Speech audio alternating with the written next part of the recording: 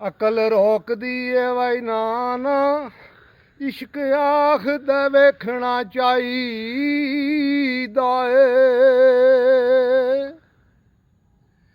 अकल रोकदी है इश्क कहंदा ओ मत्था यार नू टेकना चाहिदा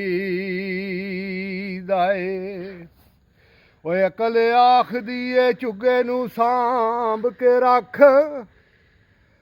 अपना आप समेटना चाहिदा है।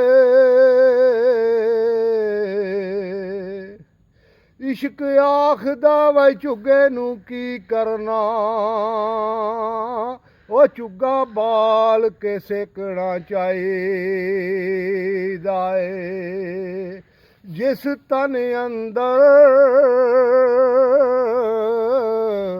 ओ इश्क समाना ते उस नहीं ना फिर जाना।